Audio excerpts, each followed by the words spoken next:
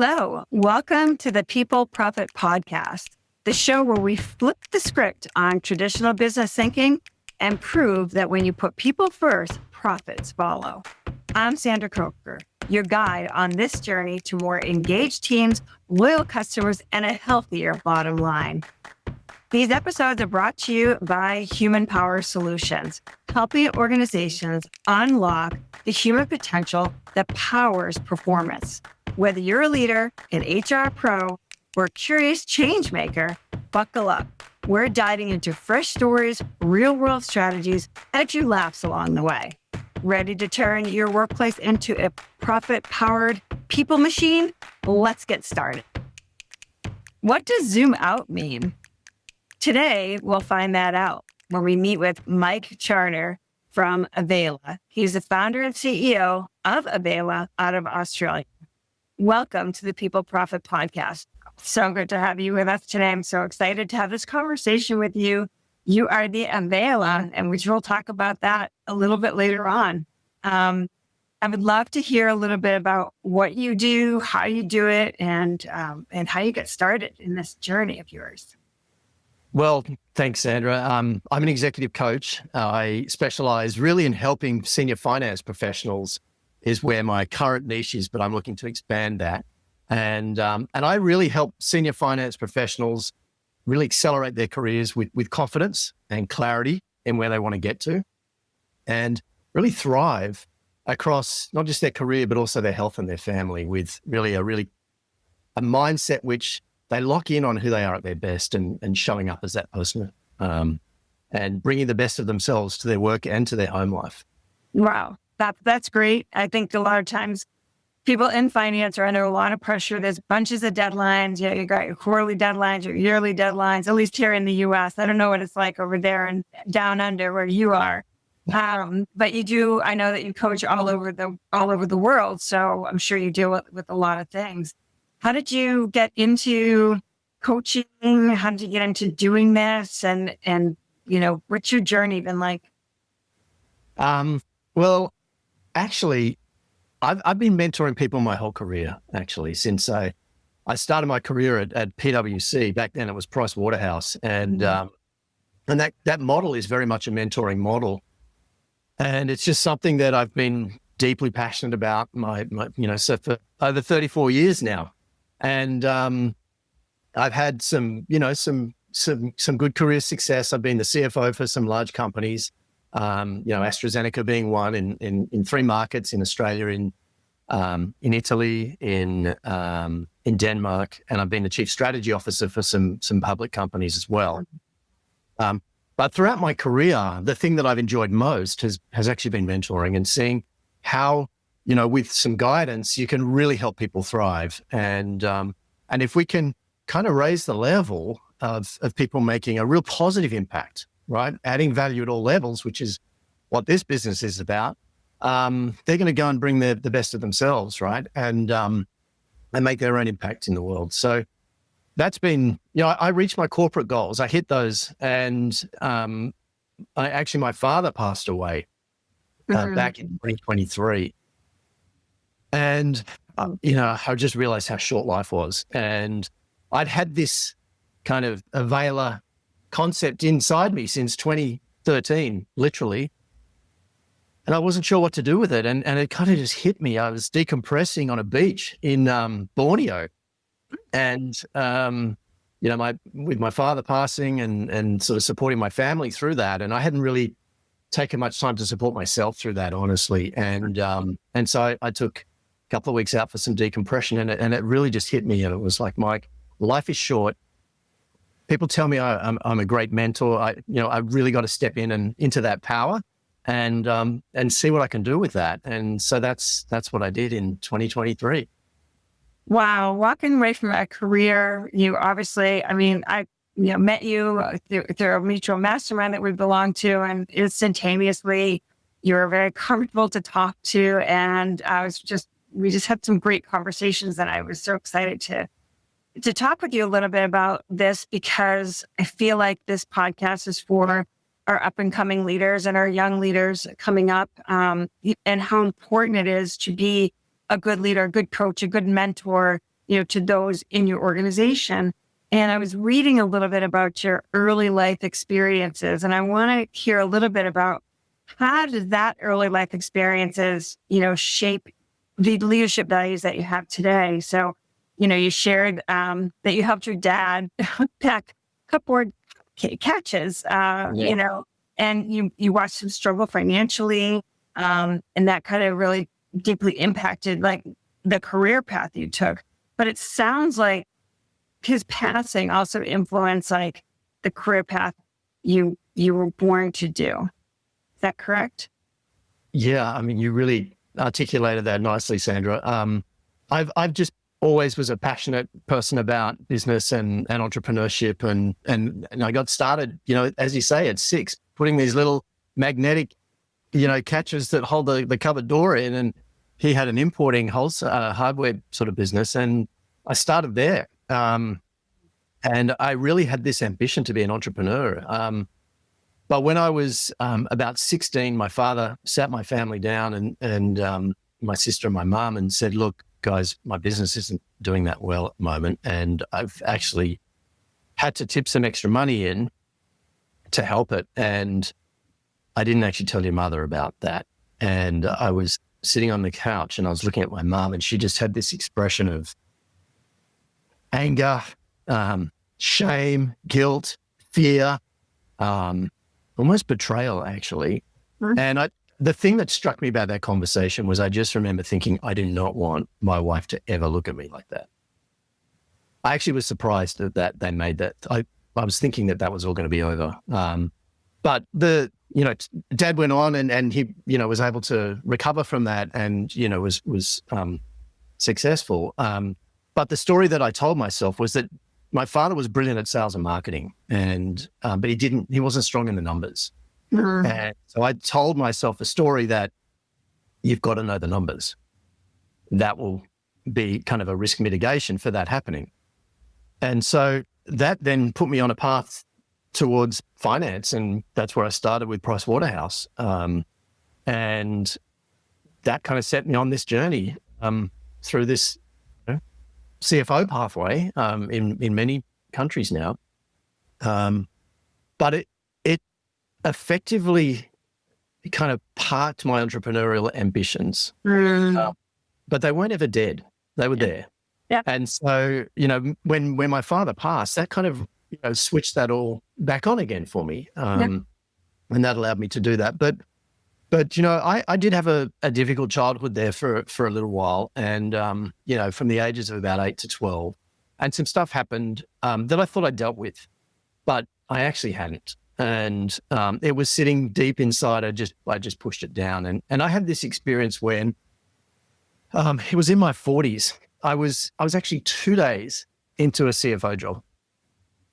And I woke up at about 3 o'clock in the morning, and I went into the bathroom and I looked in the mirror, and I was just almost having this panic attack. And I just had this, that's the best way to describe it. Yeah. And I looked in the mirror and I was like, what's going on? Why do I feel this way? What's happening? And there was, the CEO that I was, reporting to, it was to do with him. And it was to do with the stage that the company was at, where there was some things going on, which I uncovered in those first 2 days. And I thought, what's triggering this? And he'd actually triggered all of the memories that I'd had as this, young child with the stuff I went through back then. And I just realized that, was I going to let something that happened when I was much younger impact me for the rest of my life? And it was there that I decided that no, I was going to face into this. I was going to deal with that, and I was going to move forward. And I'd actually been interviewing for 2 roles, and this was the one I took. It was actually a better, more interesting package, and what I thought was a more interesting role. Anyway, 7 o'clock in the morning, I rang the hiring manager of the other company. And I said, hey, listen, because this woman knew that I was going for this new role, and I was upfront and I explained why it was a better package. And I said, look, this is not working out. There's a big conflict here for me, and I'd like to know if that opportunity is still available. And she said, yes, it is. Actually, here's the number for the CFO. Give him a call. he'll be really happy to take your call. And Wow. and she actually said, since we met you, we kind of haven't found someone that was going to fit like we thought you might. And so the bottom line is that, we have things that happen in our past. We don't even know that they're there, but they do hold us back. And the more that we can level up in terms of our own development and deal with some of that stuff, it allows us to then move forward freely. And with the help of a gifted coach, like I shifted that really, really quickly. Yeah. And then I went on and had this, stepped into this chief strategy officer role. It was basically my dream role at this big healthcare organization, impacting the lives of many. And that's, I've been in the healthcare industry for over 21 years. And that's a space I really love to play in. That is amazing. Think about that. Like future leaders, people coming up, we all know people that have had, different experiences, trauma or good things happen in their early life, which then formulates the story for their lives. Right. So how do you think, your history or, someone's background affects them in how they lead or in how motivated they are and their fear? I was kind of thinking a little bit about, when you took the leap to start your company, and thinking back to when you're on the couch thinking, I don't want my wife to ever go through that. Did that ever cross your mind when you were kind of leaving the security and we're going, Yeah. Well, the thing is, you're operating in a universe, like in a space of safety around in the corporate world. Mm-hmm. At least I was, I had a very high profile role. And when I told people I was leaving, like they thought I was mad. Literally, they were like, "What are you doing? You're giving up on everything that you've kind of created." And then I explain what my business is all about. And I'd love to share that with you. Yes. And then they're like, "Oh, I get it. What's so you, Mike?" And the thing is that, our experiences shape our lives, right? And I had said no to opportunities that were literally being handed to me, literally, because I didn't feel confident enough or safe enough to go after them because of me carrying this weight in my backpack of this stuff that happened. And so, that we all have these life experiences, and that's part of living, right? Otherwise you live in a cocoon. But we tell ourselves stories of what happens, right? There's facts that happen to us, but then we tell ourselves a story of what happens, and then we make meaning off that story. And I'd been telling myself some stories that weren't serving me. They were keeping me small and safe rather than going for it. And you will have seen it. I'm sure you've seen it in people where they can see the potential in you, but you don't actually sort of feel that, and you don't unlock that because you've got something that's holding you back. And I heard one guy talk about how you get this. It's almost like this big bungee cord, this big elastic cord that, when you move and you try and do something new, you get out of your comfort zone. It feels unsafe, and then you get pulled right back in. Nice. And that happened to me time and time again. And through that work I did, I was able to cut that cord and able, to really move forward. And that's, it's a cliche, but the growth does happen outside the comfort zone, and we got to get comfortable with being uncomfortable. Love that. Thanks. Great saying. Yeah, exactly. So, right. I want to ask you about Avaaler. I want to ask you about what that is. Like define what that is. It's someone that seeks to add value. Tell me a little bit, like it's been sitting with this since 2013. Yeah. Talk about that a little bit. Yeah. So, I was doing a bit of soul searching in 2013.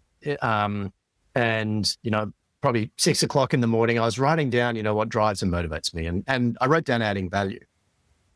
I kind of thought about it a little bit more, and then I wrote at all levels. And I was like, that just felt really good to me. It just really resonated.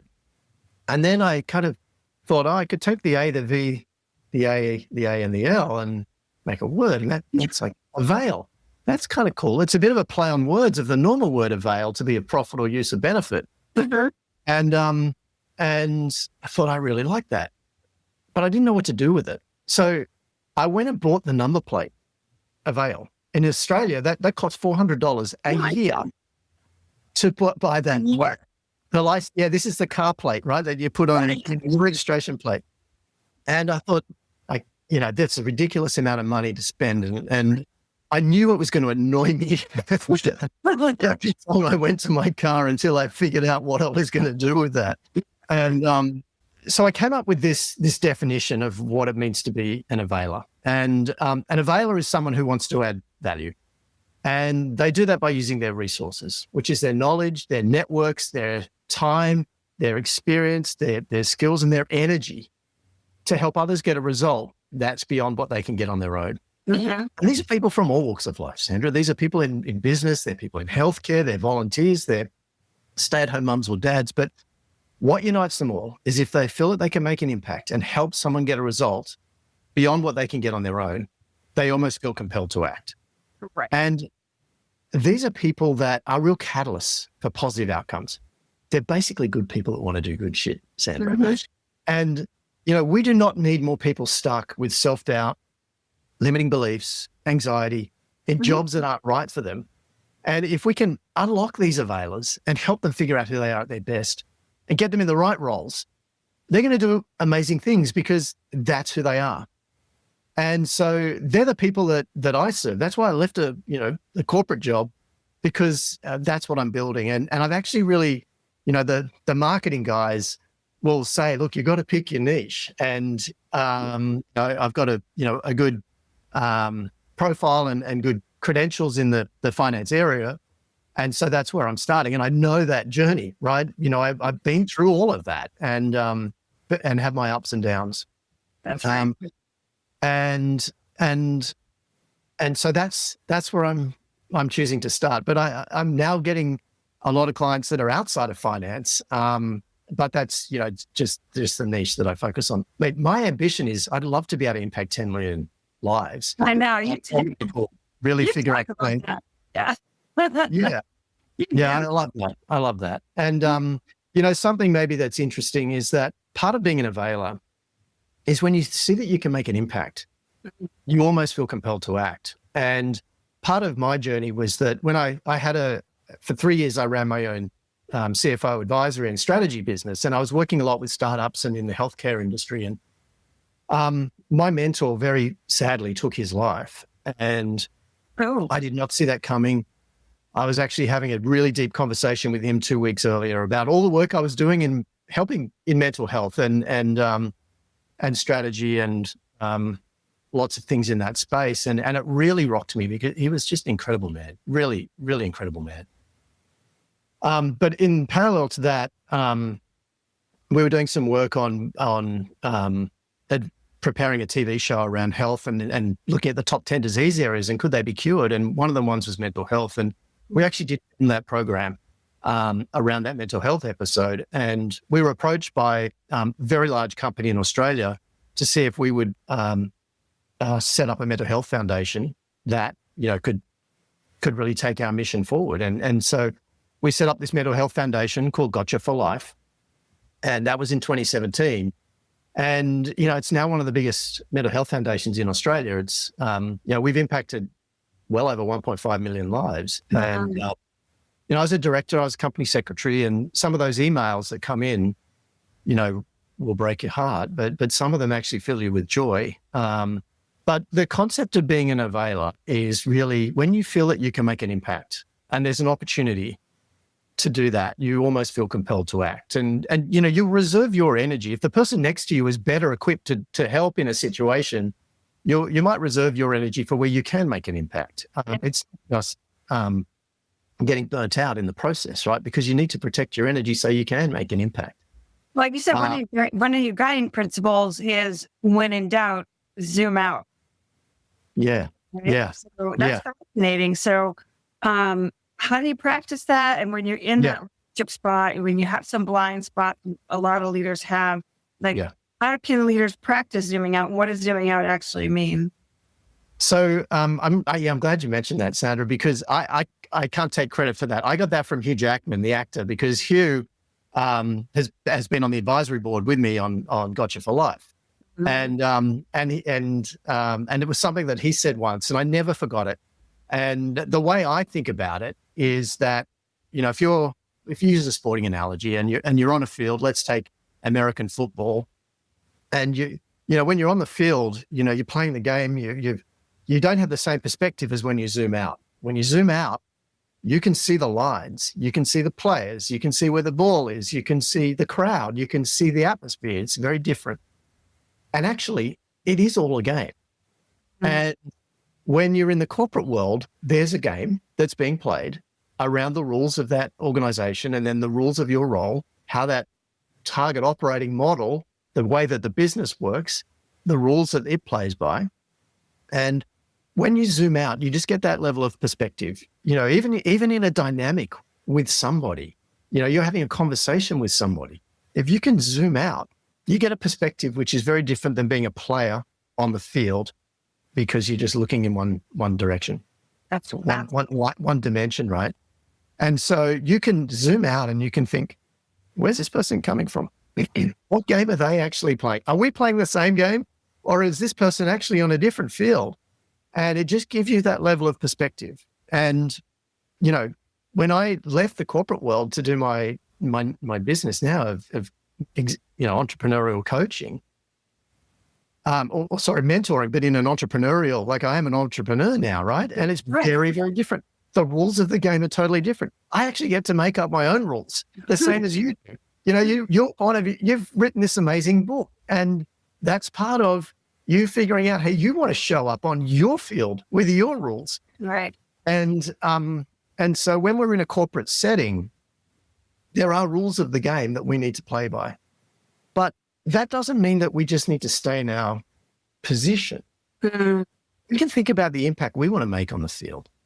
And certainly as you move up in your career, as a CFO, it's not about me adding up any better, right? It's not about me.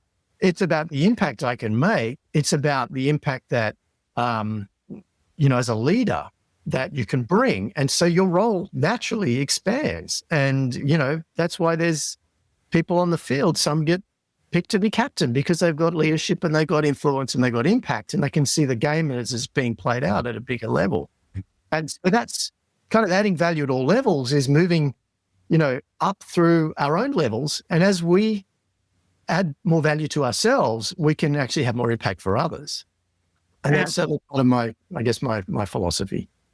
And don't you need to have, I think about the newer leaders coming in, there's the Gen Z generation coming in as they're dealing with the Gen Xers, my generation, baby boomers are still around. It's, there's that emotional intelligence and that human-centric leadership that I don't feel like, and I'll be honest with you, like the Gen Xers really, they're struggling with that human-centered leadership. So, you highlight, relationships, you highlight emotional intelligence, critical, and right? Especially in this era that's dominated by AI, technology, right. We're behind the screens. It's wonderful in some ways, like you're in Australia, I'm in Boston, right? And like, this is cool. We can do this. But how do you see emotional intelligence fundamentally reshaping the role of a leader beyond traditional management, which is what what my generation is so used to? Yeah, I think that's a great question. Let me, so the way I think about it, I think our job, no matter who you are, no matter where you are, is to figure out who you are at your best. When they say, just go and be yourself, I don't think that's right. I think it's actually, you go and be your best self. Yeah. Figure out who that person is against their values, their principles, their priorities, and how they want to show up in the world, right? Whether it's work or at home. And once you know who that person is, that's the job, to show up as that person, to have integrity and authenticity to who you are. And you know what? It's like, it's magnetic when you're around someone who feels really comfortable in who they are. And I don't mean just they're flopping around on their couch. I mean, they're actually showing up. They're not faking anything. It's them. It's the real them. But, they're not slouched over. They're standing strong. They're confident. They're naturally confident, right? Right. And so when you show up like that, then you can start to have integrity, and then you can start to tap into your own emotional intelligence and who you are. Right. Because you're already on a strong foundation. You're not trying to fake it. You're not trying to please others, which I think is really kind of disingenuous, actually, and takes you away from being who you are. Right. So it starts with firstly knowing yourself, okay? And that's not easy. But with help, you can figure that out, actually. And that becomes something that you continue to level up as you learn and grow and you get through new experiences. I'm continually assessing that and redefining that for myself, especially as I shift careers and life, right? Yeah. But in terms of the kind of the EQ side, I think that zoom out is super, super important once you've got a strong basis of who you are at your best. And then it's having a bit of compassion and kindness for others to see how they're seeing the world from their perspective and where they're at. And knowing that most of the time it's not about me, actually. Right. And not getting defensive. It's more about zooming out and thinking about what game's being played here. Excuse me. Too much talking. It's what game is actually being played here and where are they coming from? If you can understand where someone's coming from, you go from kind of like, if it's a bit of a heat discussion, you go from this and you try and get on their side of the table and you say, well, what's the problem we're trying to solve here? Mm-hmm. It's not about us as individuals. It's actually about trying to solve this problem. And how can we solve that? Where are you kind of, what's your, not block, because I don't like to use that word, but where are you sort of stuck at the moment? Yeah. And how can we shift that? And also, do you think it's like where people are coming from? Like my career story is very different from my 25-year-old who's becoming a manager right now, right? So I think that's the other piece too, is like figuring out who you're talking to and where they're actually, like, maybe what their story is and why they're approaching things in a way. Would you agree with that? 100%. That's the empathy bit. And, if you're an older person, you're able to understand a little bit of... We're both really young. 28. But that's kind of part of the role, right? As you move, it's about helping the younger generation navigate some of that and being able to see it from their perspective, not like this, but able to guide them. And that starts with being open-minded and being able to see something from someone else's perspective, and understanding what the rules of the game are that are currently being played in that dynamic. Like, what's actually happening here? Yeah. And you talk about that complexities of clarity and alignment. So that, it's some of the other things that you talked about too. You got to be clear and aligned in the visions, right? That's the key to effective leadership. And, why do you think so many leaders struggle to achieve genuine clarity and alignment, even when they believe they're communicating it clearly? Yeah, I feel like our communication styles are so different amongst the generations that I could think, or someone could explain something to me, and it's foreign, right? And me the same. So how do you help those leaders kind of come together with that clarity and alignment? Yeah, look, I can't speak for the leaders out there. I can speak through my lens and for myself, which is that I think sometimes it's because the leaders aren't clear, right? It starts with the leaders knowing what the strategy is, right? What are we choosing to do with what game? Like, strategy is about understanding where to play and how to win, right? What game are we playing and how are we going to win that game? And then what choices are we going to make around how we want to do that? Yep.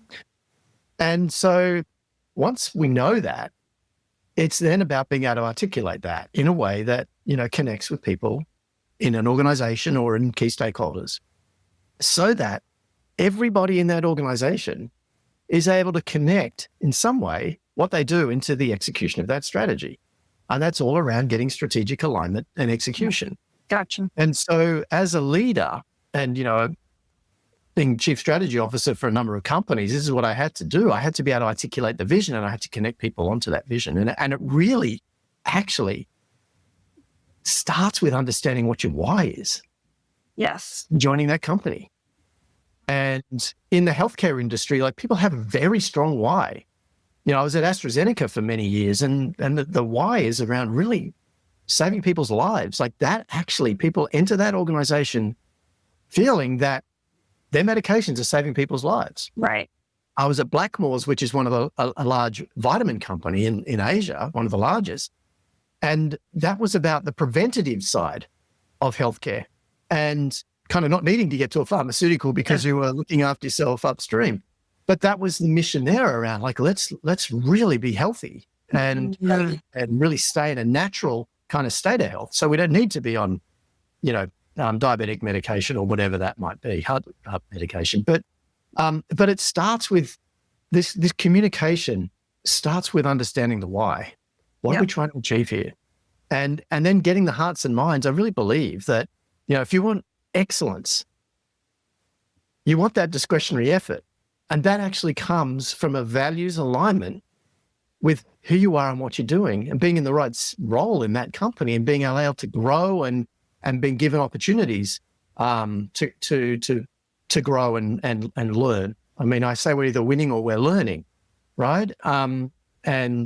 Finance guys don't like making mistakes. I've made plenty, but mistakes feel painful. Learning feels like growth. So I hope that answers it. But it is really thinking about your audience, and it's thinking about how can I connect with them, particularly if you're a younger person or you're in a different part of the organization, whether you're in the operations area or in sales and marketing, whatever. Everybody has a lens into the way they see the company. Finance guys see it through the numbers. HR people see it through people and culture, right? Right. Marketers see it through brands and consumers. Yeah. Operations or salespeople see it through the lens of selling and serving customers. Right. Exactly. And so it's being able to connect with people through the lens that they're looking at. And as a leader, that's part of it. You need to have an adaptability to be able to resonate with different types of people in how you communicate. Running a business is hard. Developing your people shouldn't be. At Human Power Solutions, we act as your outsourced chief learning officer, designing custom learning and development experiences that actually move the needle. No fluff, no cookie cutter workshops, just results. Whether your people need better communication, stronger leadership, or less burnout, we provide strategic solutions that align with your goals and keep your team moving forward. Visit hpowersolutions.com and unlock your team's full potential without disrupting operations.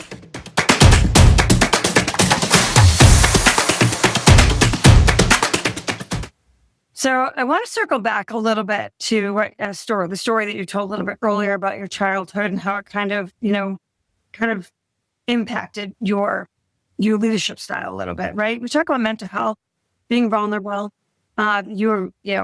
You're very honest about what you kind of went through and even when your dad passed away, you took that time off, and that's a lot of vulnerability to show to people. And, especially when we talk about mental health, we'll talk about your foundation in just a little bit, because I want the listeners to hear about that, because it's very near and dear to my heart, as you and I have talked about. But the mental health piece is still stigmatized in the leadership circles, right? And when you do show your vulnerability, you don't really know how it lands, and you may or may not know for a little while. How can we help organizations, not get stuck in the mire, like the weeds of mental health, but how can we help them support, the workers, the employees? Like, how can we train leaders to really not look at that as being a bad thing? Yeah. look, I don't know about you, Sandra, but we're going to have our ups and downs. Everybody is going to have their ups and downs. It's a fact. It's part of life. And those ups and downs can be very, very different for different people with different circumstances, right? Yeah. But it's just firstly recognizing that it's just a part of human nature. Otherwise, we'll all go and get robots, right? They don't have mental health issues, right? But they will lose the human connection. And I'd love, we can talk about that. But so there in Australia, it's been similar. There has been a stigma about, especially for a male. Yeah. It's been a sort of a sign of weakness. And what's really interesting is that when you are confident enough to express your vulnerability, it actually comes as confidence, not as weakness. Yeah. Yeah. When you do it in the right way, when you own it, when you own who you are. And actually what's really amazing, we were the first ever event we ran through Gotcha for Life, because we've been doing a lot through schools, was actually at my school, was the first event, which coincidentally was Hugh Jackman's school and also the other co-founders of the foundation, because there was two other guys that started it. And it's all about understanding as a modern man that we're going to have these ups and downs and being okay with being vulnerable. And that's just, being okay with that. That's the premise. And actually the main premise, sorry, I missed this point, is that Gotcha for Life is making sure that you got a mate, a Gotcha for Life mate, friend. Okay. Yeah. Who can be there for you in the ups and the downs. Someone that's not going to judge you. Someone that's just to be there to listen, or be there to say, hey, no, I don't see it that way at all. You're looking at that wrong, or let's get you some help. And it's because when you start sharing that you're not in the right headspace, Right. that just, boy, does that lower the pressure and the weight. It really does. And it helps you make sure you're not going to do something really, really stupid. Okay. And so we had this first event, and there was this boy that stood up, and this guy was, on the football team. Everyone, liked him. Amazing guy. Yeah. And he stood up and explained that, he had these mental health challenges. He was crying, and, everybody in that room, it was like you could hear a pin drop. It was like, if he's showing this level of vulnerability, then wow, I can show mine. And it was so powerful. It was completely, unpredicted. He just felt compelled to raise his hand and say, look, I haven't been doing well. And it's because of, some stuff that happened. So the fact is, it's going to happen to everybody. We're all going to have our ups and downs. We need to be able to recognize that and have our own kind of skills and coping mechanisms. But the best thing I think an employer can do is just be understanding, listen. It's not their responsibility to try and solve that, Right. unless they're part of the if it's sure that they're got some role to play in a working context, or if they can help, for sure, definitely do that. But often these issues are happening with nothing to do with work. Actually, it's things that happened a long time ago that haven't been resolved.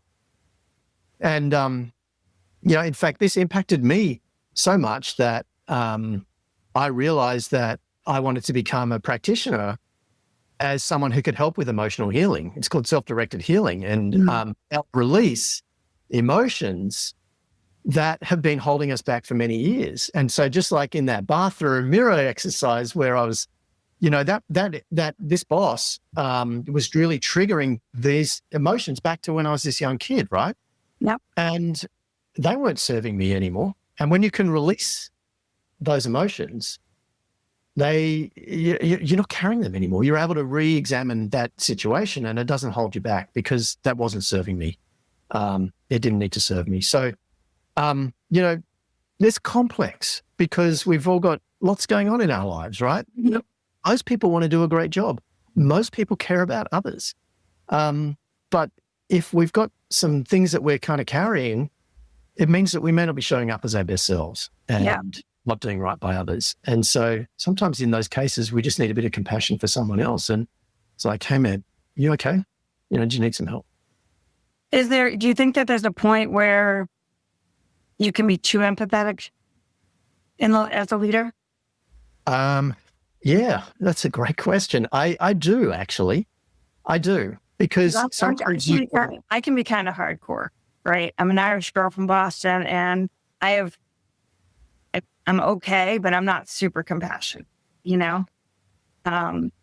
So I often think about all the stuff that's going on. And I come from the sucking up buttercup, generation.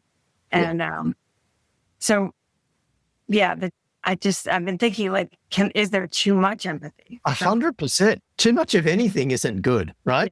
Too much water and you'll drown, or even orange juice is not, it's not great.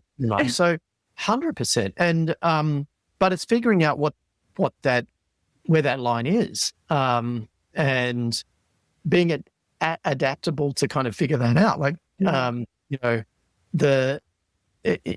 it's almost like you can be so much of a crutch for somebody that they forget how to walk on their own. Right.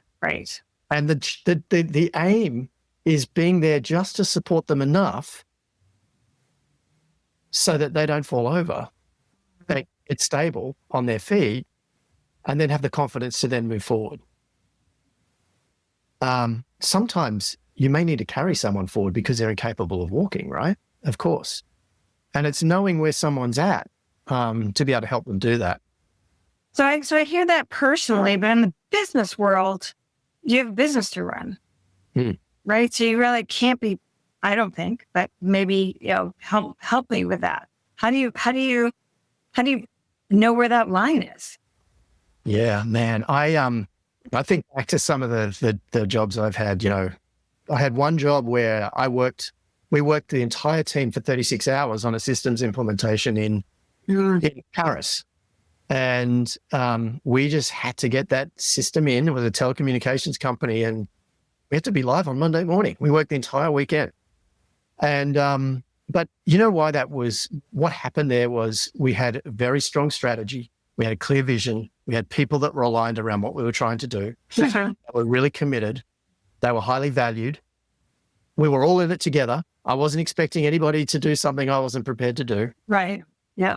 And so we had the right dynamic as a team to make that happen. And, I never wanted to do that again, but it was pretty incredible to be part of that. And so, it is about building that team dynamic. It's about understanding and checking in where everybody is on the team. Are they in the right roles? Where are they at? Giving them the help that they need. And, but I also don't believe that, you can carry a player on that team who's not performing. Right. For a long period of time. Yeah, that was my question there. Yeah. I mean, it is a team.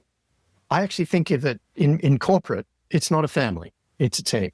It's maybe if you've got a family business, but, and you want that team to be high performing. You want there to be an awesome dynamic, and you want the best players on that team. Yeah. And, if someone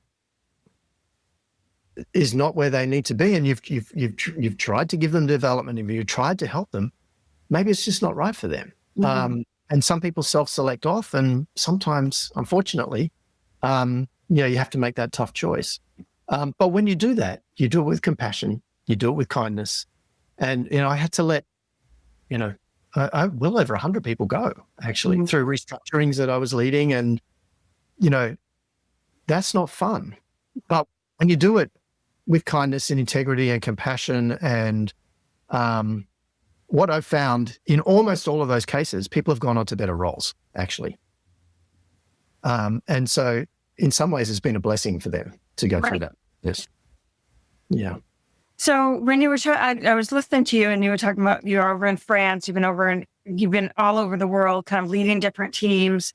And I was reading in some of the things that we had exchanged back and forth, that living with the French culture through your family dynamics, right, the relationships, that's the cross-cultural piece can be pretty challenging when you're leading in a different culture.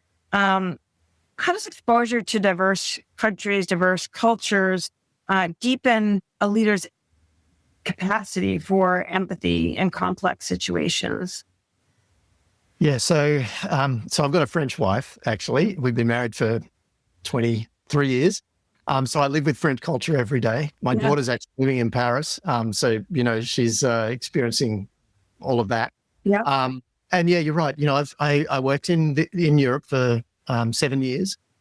And when I lived in Denmark and I lived in Italy, and I had cultural training in both of those markets. And the amazing thing about when you're in a different culture, you actually learn a lot about your own, because that's kind of the reference point. That's the lens that you look through to, you don't know anything else, to make sense of the world, right? Yeah. And so that was really a major insight when I had this cultural training, was how much I learned about my own culture and how we see things, to compare and contrast. And so you can't help but have a more broader understanding of people and the world, because you're experiencing it from different perspectives. Like, that's kind of what intelligence is. Like, if we think about you're working in a company, you start working in that company, you've maybe got a level 1 knowledge of what that business does, but after 6 months, you've got a much deeper knowledge, and so you can discuss a topic with a lot more detail. That's kind of the intelligence and what comes from that. And so when you're exposed to different cultures, that just it's normal, especially if you're open to it and you're interested. I mean, if you lock it down and you're like, gosh, these Italians, they just talk with their hands, and and you're looking at the negatives and the differences in a negative way, well, then you're going to not have a growth mindset around that. But that's one of the joys of getting out there, is seeing things through all these different perspectives. So for leaders, though, who maybe are leading in a different culture, and maybe employees aren't as receptive to their leadership styles, how do you help leaders, or what advice did you give to leaders who are, have a diverse workforce, that aren't super receptive to their styles, and they're not adapting, and they want to be like, what advice do you give to leaders for that? Yeah, I think it really starts with, firstly, understanding, you need to understand the culture a bit. And I don't just necessarily mean geography. Right. It could be within a function. You think about a regulatory function is going to be very different to the culture in a marketing function. Yep. And so it's having an adaptability to be able to communicate with people. And let me explain this, because I think it's a really great question. If you think about the Venn diagram, the circles, and where they overlap, right? Yep. And as a leader, part of the job is to connect with people. And so it's finding where that overlap is. And so I like that. And so knowing that, whether it's someone coming from it, let's pick Italians, because we've been talking about them. I love Italians. I've got so many Italian friends. We had an amazing experience living in Italy. Yeah. I got to be honest, the working culture is bloody tough. It's really. In fact, in my first week, I remember French.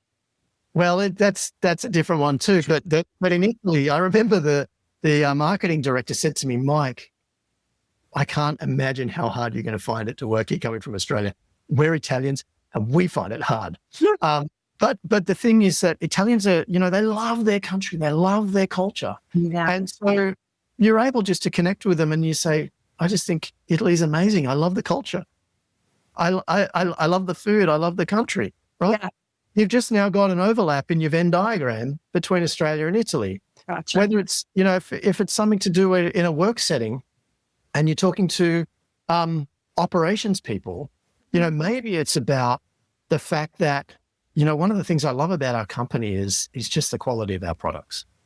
And, that really starts with having excellent operating processes. And you play a really key role in that. So just want you to know that you're part of the backbone of this company. Bang, that's your state. That's awesome.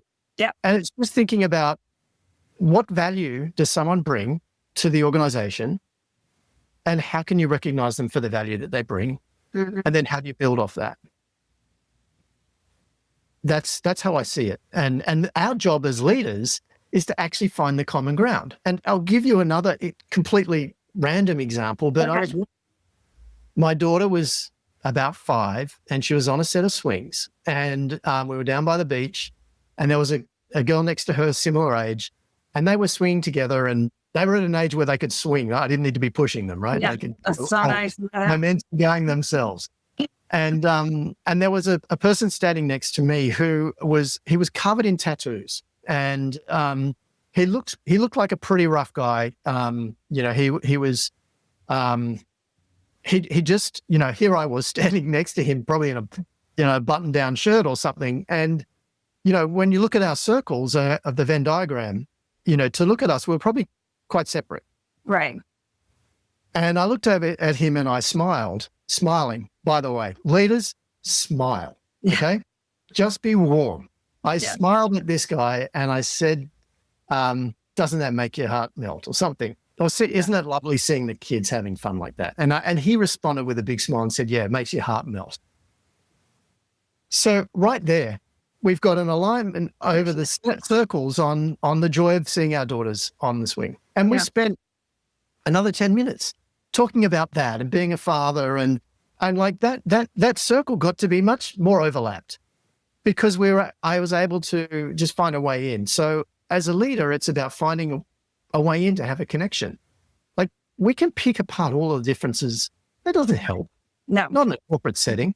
You actually want to find where there's an alignment and then draw on the strengths of those individuals where there are differences, because business is a team sport, as you know, and it's bringing out the best of those people. But, if people are far away apart, do that. It's so hard to do that. It really is. And what's really another thing, Sandra, if you can be the person in your organization that's able to connect others, you become valuable. No. You're able to bring out the Right. connection, the dynamic, the cross-functional working, the stakeholder insights that you can bring to other parties. Like, that is when you really start to build high-performing teams. And you can be one of the people that actually is the catalyst to make that happen. That's great advice for anyone in leadership, not just the up and coming, but anybody in leadership. There's so many leaders that divide, that silo their departments, and no one knows what's going on here. And I think you're really right. Bringing it all together is so key if you can be that catalyst. I love that.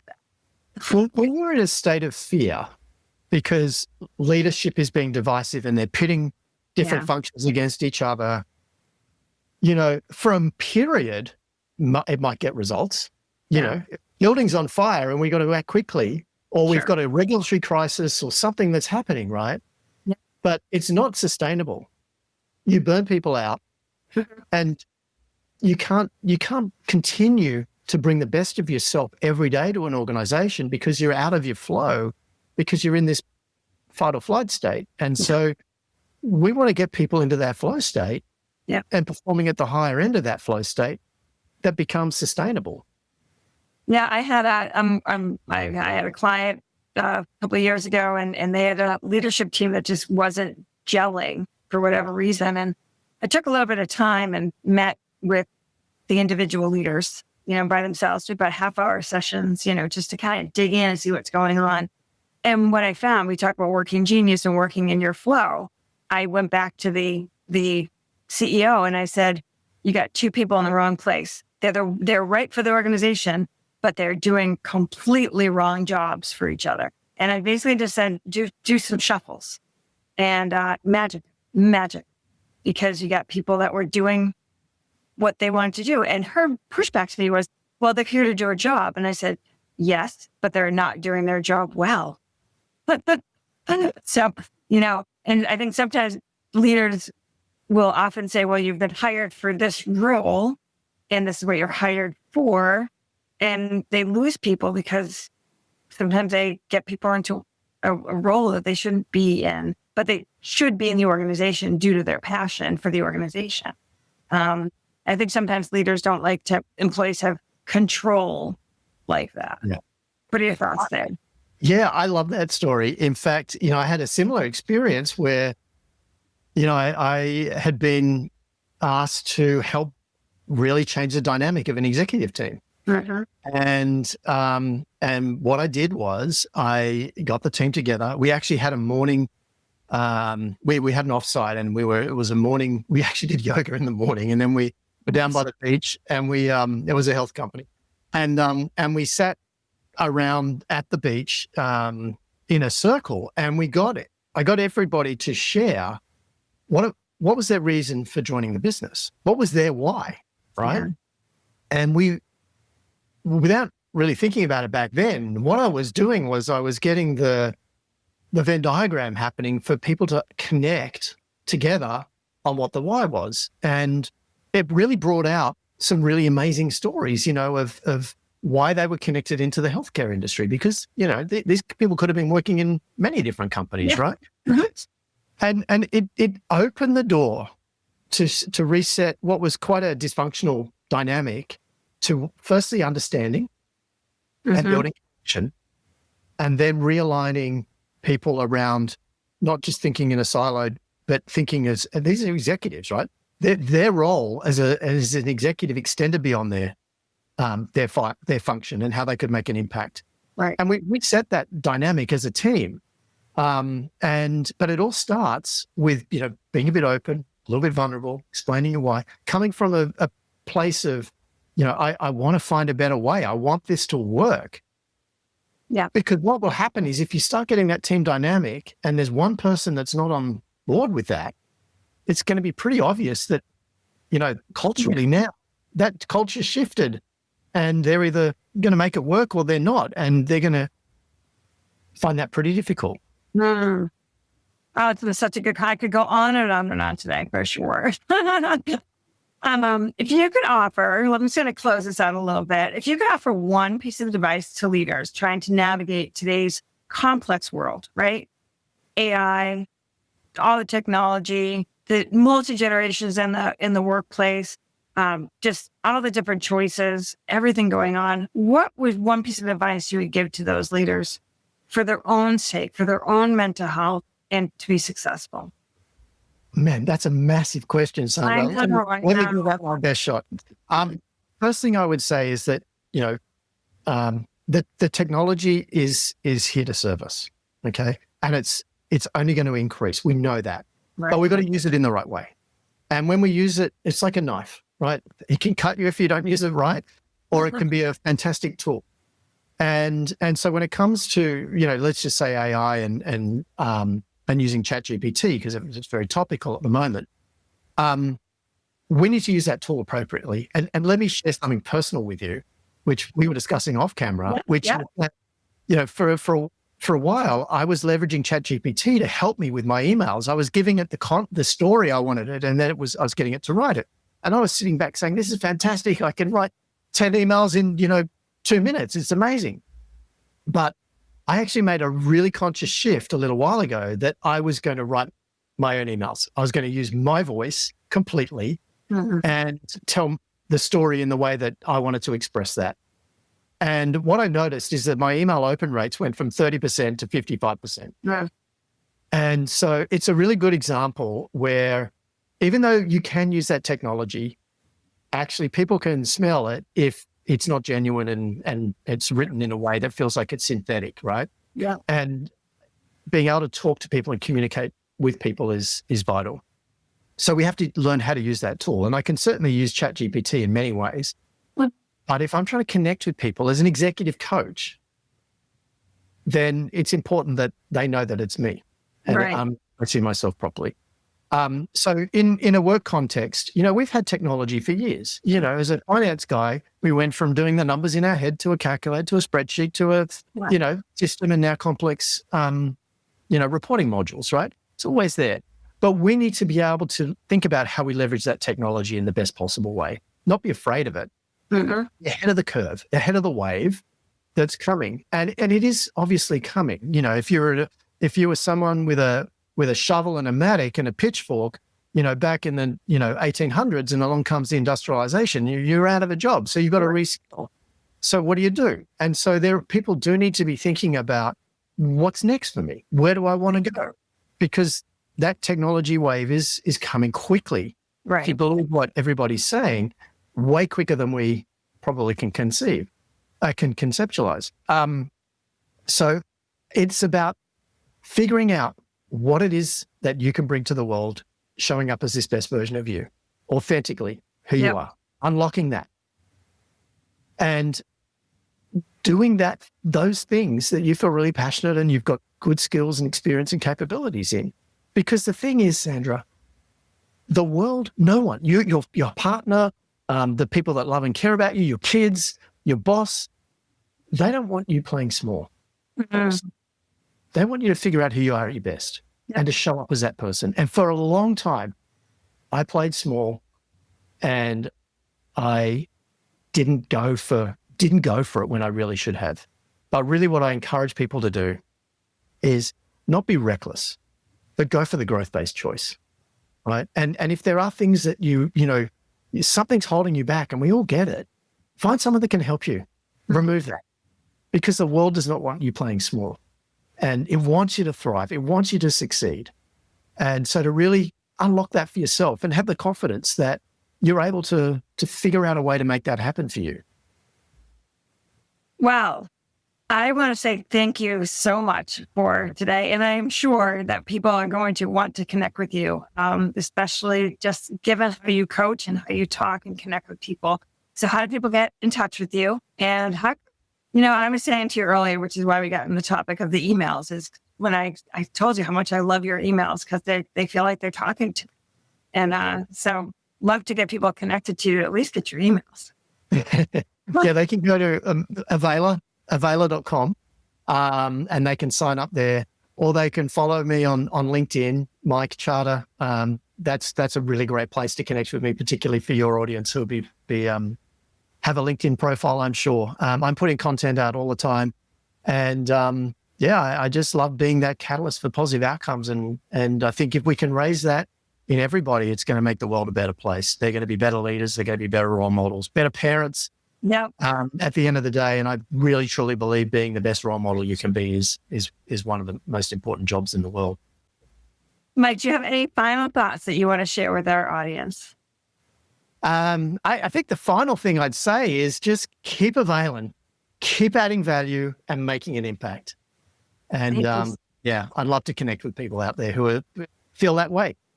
Well, I thank you. And I think you are going to impact more than 10 million people. You're on such a great trajectory. And thank you so much for being on the show today. I really appreciate it. I've really enjoyed this. And thanks for everything you're doing, Sandra. I know you've got an amazing business that you're running and helping lots of corporates and people within those businesses. And I love your book as well. So thank you for it. Thank you. Have a great day. Thanks. Bye. That's a wrap on this episode of the People Profit Podcast. If you found a nugget of wisdom or even just a spark of inspiration, share the love, subscribe, leave us a review, and pass the episode along to a colleague who's ready to build a people-first culture. Big thanks to our sponsor, Human Power Solutions, for championing workplace where humans thrive and profits rise. Want to learn how they can energize your team? Head over to hpowersolutions.com to get started. I'm Sandra Coker, reminding you that when you invest in people, you invest in profit. See you next time.